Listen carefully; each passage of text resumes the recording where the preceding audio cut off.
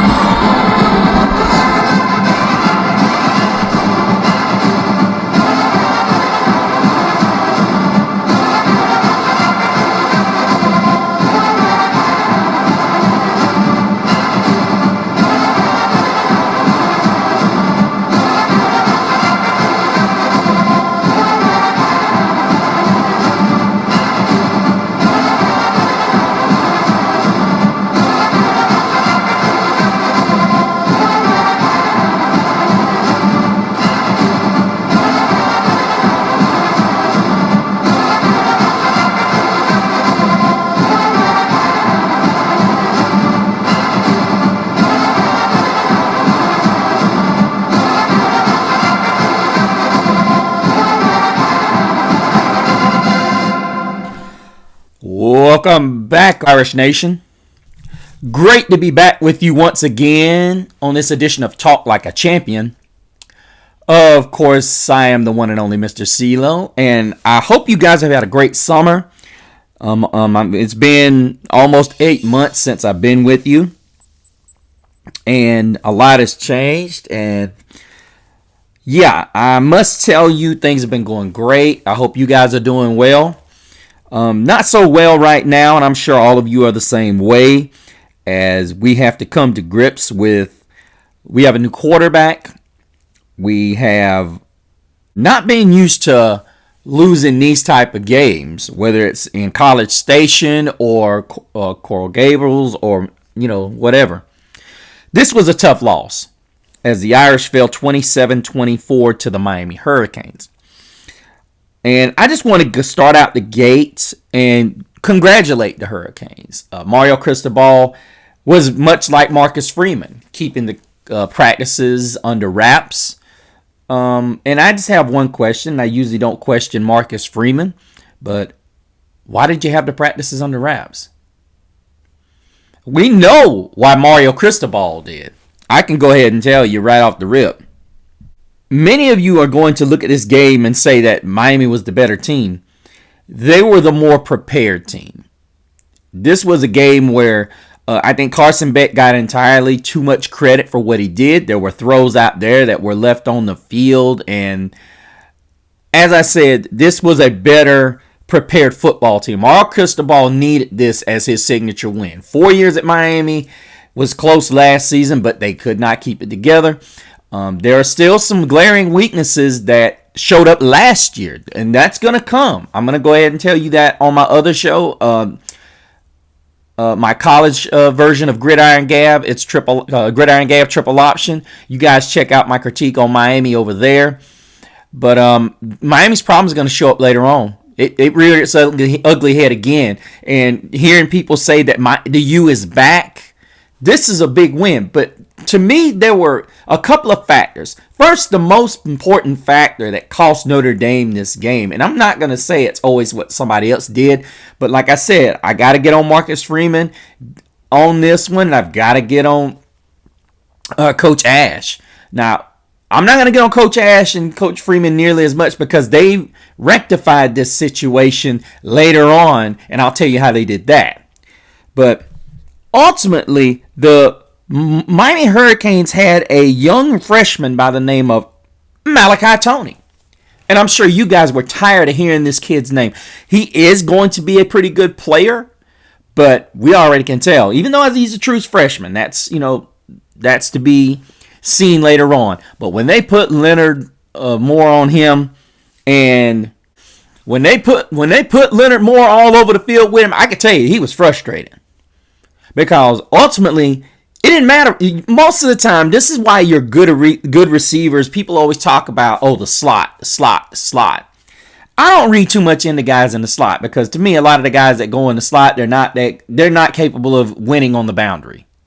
And then, of course, most of the time, when you get a guy that's on the slot, that means you're going to get the third or fourth wide receiver on him. Now, he's not he's not a bad receiver. He's just better than most people's third or fourth option. That is why when you saw Leonard Moore get in there, it was kind of like, oh snap, what we gonna do here? And I love the fact that Chris Ash did that. I thought that was an excellent, move there, because Carson Beck got to a point where he was just feeding him. And then you hear during the telecast that this was a guy that Carson Beck thinks a lot of, think he's going to be a name that we're going to have to remember.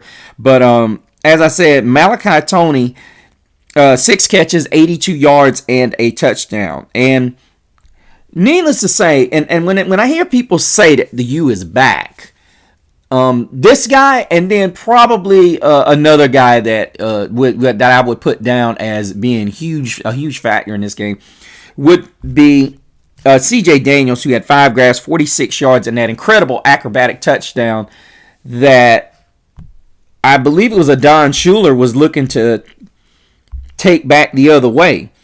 It was Don Schuler.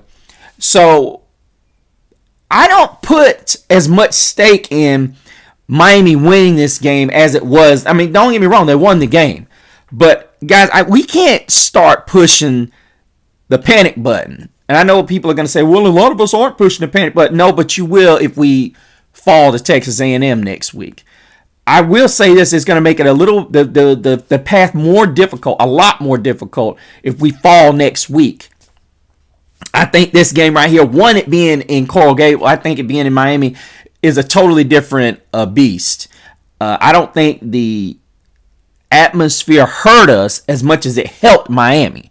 A lot of people are complaining about the officiating. I don't think it was bad. I think you got 3 of the best corners in college football, including Christian Gray. People keep talking about how he gets beat up and this, that, and the other. Well, we already saw, and the statistics are wrong. It says Christian Gray only had 1 pass defense. He had 2. Remember the one he got hurt on, and then the one that after he got called for the 15-yard personal foul, he jumped right in front of the receiver and knocked that away. That counts. A lot of people will criticize and saying there was a lot of contact. No, you're allowed to have your arm around the wide receiver and come in front as long as you don't turn the wide receiver. So if there's any Miami fans, please stop complaining about the officiating. It is what it is. Your guys are young, inexperienced. We've got some of the best corners in the country. Accept it. Even the Malachi Toney play where Toney was trying to separate himself by pushing off. That's a no call. Should have been offensive interference if you want to say anything. As I said, these 2 guys were the difference. You take the fact that the Hurricanes, and they had nothing for 6 months. Nothing. All they talked about was this refurbished secondary, which, as I said, I will get to in a minute. When you start looking at where this team, what this team was able to do, and I'm talking about the Hurricanes, I was very impressed with how they were able to run the football. I was very impressed. I was just to me, that was one of the biggest worries I had for Notre Dame was, could this big physical offensive line of the Hurricanes do what they needed to do? And they did. They did a phenomenal job of that. But I still thought Notre Dame held up well. They got first downs when they needed to. It wasn't any crazy big runs. The Canes finished with over 127 yards on the ground. And Beck surprisingly moved some. And I don't think he gets enough credit. I think probably the one thing the knocked on Canes guy said, above all everything else he was talking about, didn't mention Toney at all. But everything that he talked about on the offensive line, defensive line, and that was it. That really, was what I saw. He talked up these receivers. I didn't see anything that impressed me. The only one that, as I said, impressed me was Toney. And the grab that was made by C.J. Daniels. So above all that, Miami really didn't do anything. I mean, it was in a situation where I thought Mike Denbrock was just super duper conservative to the point that you throw a wide receiver screen that cost us. You threw it twice tonight and it cost us. You don't keep running the same play to the well when your quarterback is showing that I got this. Now, granted, you throw that to a guy like Faison, who made it work the 2 times he caught it. But you don't do it to a Malachi Fields, and you just don't. Malachi Fields is not that dude you want to get that to. You saw what happened when you did what you did. Now, I'm not saying you're going to always get one-on-one. But Denbrock, you are a good enough coordinator. You should know how to get the other guys involved. You were trying to get Raritan involved. I get it. This is where C.J. Carr's jitters showed up because there were too many throws that either they were down or high. And I get it. First game, jitters. But the one thing I did not want to see that I was glad we did see was C.J. Carr play Statue of Liberty. This is going to have to be a part of his game, and he's going to have to be taught how to run the football. There were too many times he took direct shots. But I will say this. The competition is probably going to get easier as we go along. I don't think A&M's offensive line is nearly as stout as this. I think Miami's going to be the best football team that they face before the college football playoff. I'm just putting that out there. And Notre Dame, despite it all, had 2 turnovers and a game plan that was kind of like, what are you doing? And defensively, I can't blame Chris Ash at all. We played. This is going to be a major... Guys, I want you guys to mark this on your calendar. We struggled stopping the run early. Miami's running backs, as I said, they're big boys. They are some big boys. I was between Mark Fletcher and Shamar Brown, who had 15 carries apiece, 66 and 54 respectively. These are the kind of running backs you're going to have to face off with in the college football playoff. Fletcher being 6'2", 225 pounds, and Shamar Brown being 5'11", 214 pounds. Now, I'm going to say this. Do I think Miami's got a bright future? Possibly. But I'll talk about that on, like I said, Gridiron Gab triple option. But we saw where we stack up nationally. As you saw this wacky weekend, home teams are supposed to win. You guys hear me say this on the show all the time. So Notre Dame being 3-point favorites in this game by Vegas' standard, sure, nobody was able to cover. And the Irish weren't able to cover and win the game. So, we ultimately had some issues of our own, not just the fact that Tony was that secret weapon. We had 2 turnovers. Denbrock's got to get out of this habit of C.J. Carr's ready. He's probably the most ready quarterback I've seen game 1 since Sam Hartman. So I'm not at all worried about C.J. Carr. I do, however, think putting the reins on him a little bit is good. I think ultimately we're gonna have to have him in a situation where he has to see one-on-one coverage. And the Hurricanes understand that they did not want Jeremiah Love breaking loose. And this is where I think early on, I think you allow him. I think you're going to have a lot of situations where Malachi Fields is that boundary guy. You're going to have to ask him to make some back shoulder throws. And I think that's going to have to be huge. I think people are going to say, well, he's a freshman. It's hard to do that. I think it's going to be something that comes along later on in the season. It's going to have to be something that Denbrock really provides a level of work with, or just putting that in his repertoire. And I'm really sick and tired of hearing, and before we go any further, I'm really sick and tired of analysts saying wide receivers are not doing their jobs. Look, Malachi Tony was a secret weapon. Okay? There aren't a lot of guys that can go from 0 to 100 like this kid can and change directions the way he did on an option route that he had. That was beautiful. Yeah, he was able to get in and out of that so quickly, and it also helps when you're the offensive player. I think you could very well start seeing. I don't understand why the Irish don't have guys like Jaden Greathouse and Micah Gilbert and KK Smith, guys like with that kind of good speed, actually being able to run those routes. Because, you know, the reality of it is you get a guy out there that's really quick, or even Jeremiah Love. That is a problem. I give Miami's offensive coordinator as well as their wide receivers coach a lot of credit for having this kid already understand that this is how you get your guys open. I'm dead serious. I love it. This is against elite secondary guys. Could you imagine what would happen if they were playing, you know, they did this to Miami's guys? Which, as I said, their secondary wasn't great. They weren't. And I'm a guy that looks at it from the standpoint, look, we have to get more complex with our route trees. And I'm not saying route to make them complex to the point that young CJ Carr doesn't understand what's going on. I think what you have to do is you have to come up with better concepts. Better concepts to get these guys open. I'm sick and tired of hearing the narrative we don't have good wide receivers. We have had it. What are we going to do if this is the only deep ball Malachi Fields catches all year? Is that a disappointment? Because the reality of it is, this is on CJ Carr. And I'm tired of hearing people say wide receivers are only as good, quarterbacks are only as good as their wide receivers. No, that's not always true.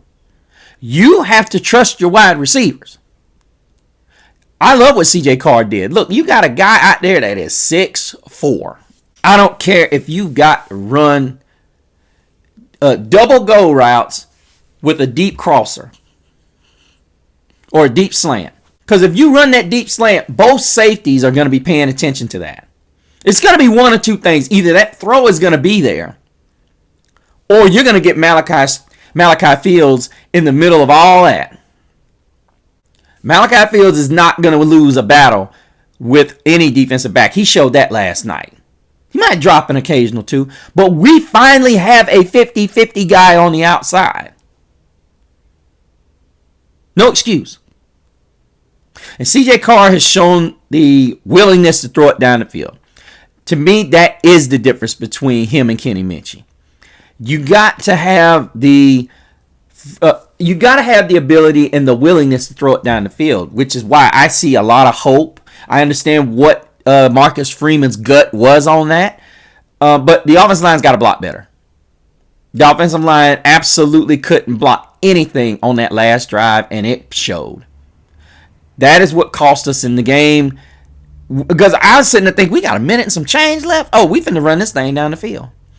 And then you saw the inability of our linemen to block Ruben Bain, who had surprisingly only a sack and a half. And Akeem Mesidor had a sack and a half. Amon Moten had a full sack for the Hurricanes. And believe it or not, our defense came up and at one point, we had the only sack in the game. And, of course, you guys know who that was. Boubacar Traore, welcome back. Welcome back. And it was great to see him back. He was really the only guy that could get any pressure. We're going to have to figure out a way to get a much more efficient pass rush. Now, granted, this is the first game. But over the weekend, guys, I didn't see a lot of teams that could get pressure. And this is surprising coming from teams like Ohio State, Texas, as well as LSU, who have teams where they really have brand new offensive lines. Now, I will say this. Clemson somewhat was able to get so much of a pass rush. And surprisingly, the Florida State Seminoles really did. Guys, don't sleep on them. I'm going to tell you right now, do I think Miami can beat Florida State? I don't think so. If this is all they can bring to the party, I don't see them beating Florida State. But that's another topic for Gridiron Gab Triple Option. I'll talk about that in the many other games that took place on this exciting weekend. But back to this. I think The pass rush is going to be good. Christian Gray has got to get out of his own way. Now, I will say this. It's promising to see Chris Ash willing to move Leonard Moore to the guy that's hurting us. That is a promising, wonderful adjustment that we haven't seen a lot in Notre Dame football. So I'm really glad that he's allowing that this season. And it may pay dividends because once that happened, Carson Beck really didn't have anybody else. You think about it. Their offense really stalled after the lock on Tony. After Tony got locked, the ball slowly moved, but you still had the running game from Miami, which we have got to fix. But I love the way the pass rush is going to look against other teams. Like I said, Miami and Texas A&M are going to probably be the two best lines we face. But we ultimately did not get Jeremiah Love going. I did not like the presence that it just seemed like the plays were too basic and we couldn't get him outside. Then we bring in the guy who seems to always have a big run in these type of games. Remember the A&M game last year? That would be Jadarian Price. And I'm going to be honest with you. Yes, I want Jeremiah Love to ball out. Yes, I want Jaden Grayhouse to ball out. Yes, I want Eli Raridan to ball out, whom, by the way, had a great game.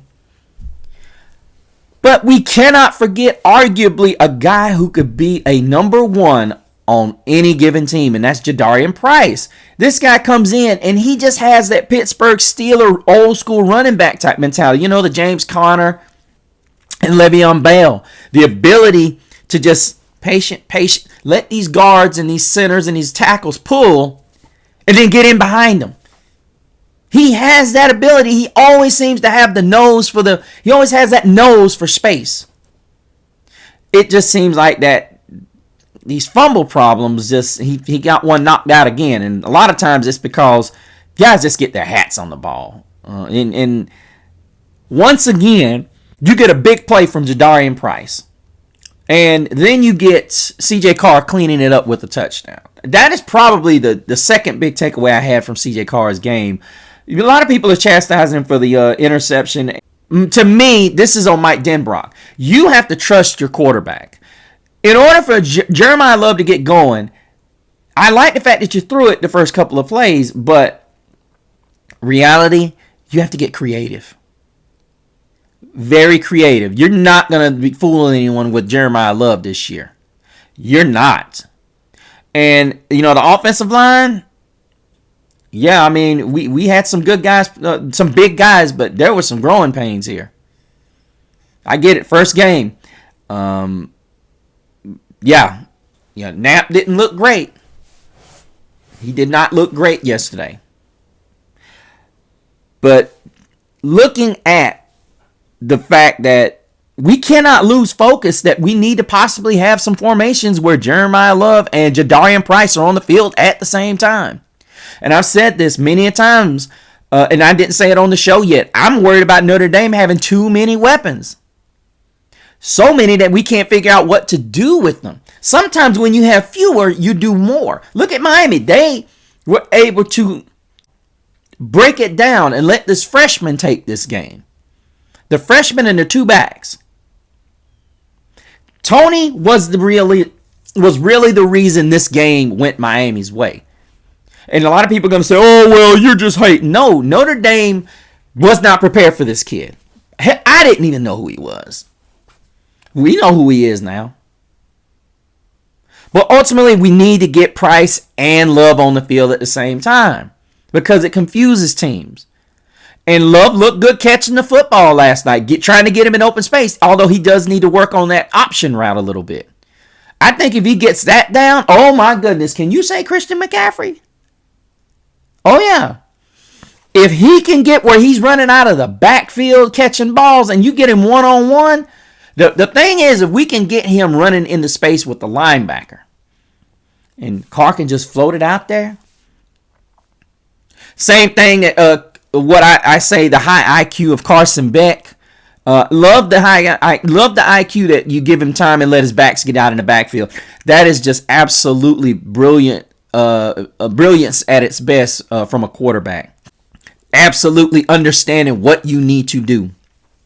And, one more thing. I am sick of hearing knuckleheads like Booger McFarland go up there and say, Carson Beck is so intelligent. He knows if he's got man coverage and a safety over the top, just throw it up. Stupid. Dumb shit. Dumb shit. Bruh.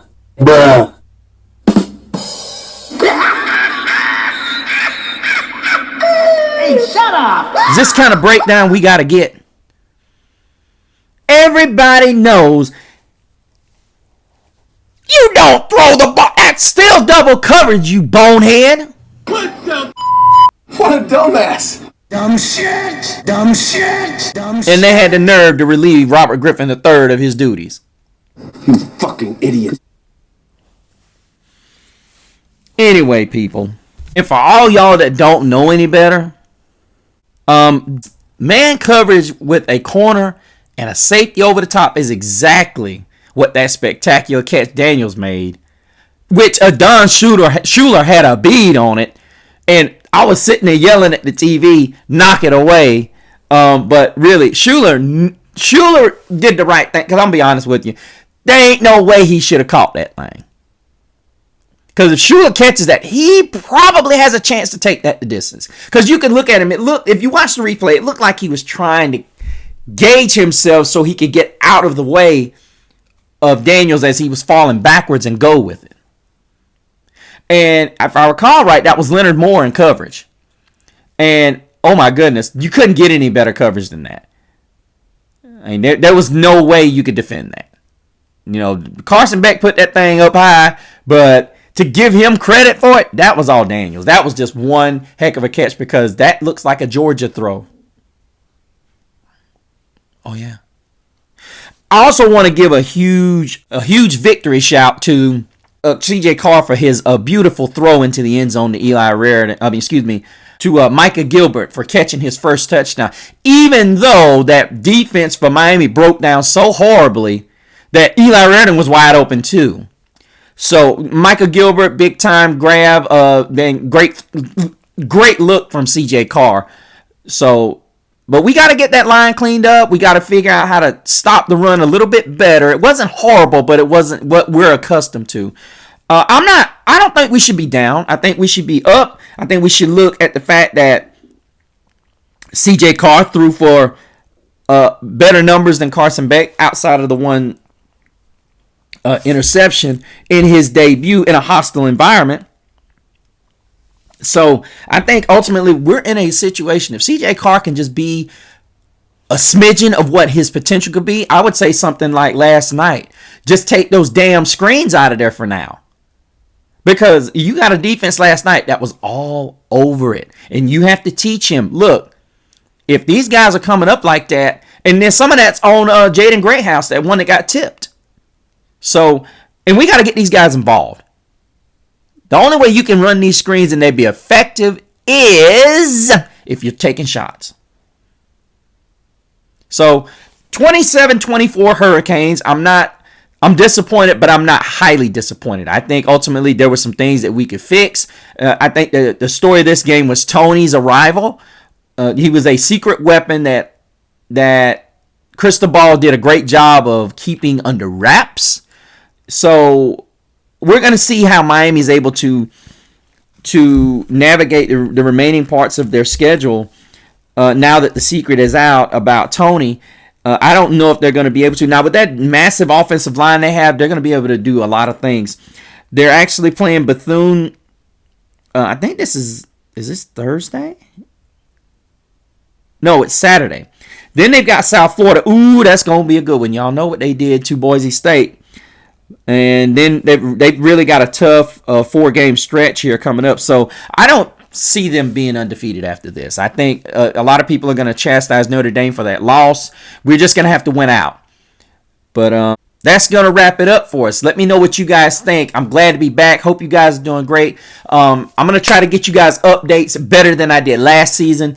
I know I didn't do really much anything in the offseason, but this season I see something being really different about this team. Everybody's going to talk about this loss. You're going to have people saying, I didn't think Notre Dame was this, that, and other. Just got to give Mario Cristobal the credit. He had a secret weapon and he used it. And Notre Dame was right there, you guys. We were right there, and it took an amazing catch for us not to win this game. But I got a feeling Marcus Freeman, Mike Denbrock are going to get together and realize they have something special in CJ Carr. Now, are they going to allow it to be unlocked? That remains to be seen. Chris Ash, impressive. If you had a problem with anything I said, you had anything that you want to contribute to the show, and I'll put it on the next show, please do so. Put them down in the comments. If you're a first-time subscriber, put your name down there. Also, make sure you go to the Facebook of the same name, Talk Like a Champion. Join the group on Facebook, Talk Like a Champion. As well as making sure you go to my Instagram so you can keep up with me during this season and find out what all the other things I'll be talking about on my other shows as well. But until we meet again, may the road rise up to meet you. May the wind be always at your back. May the sun rise warm upon your face. May the rains fall soft upon your fields. And until we meet again, may God hold you in the palm of his hand.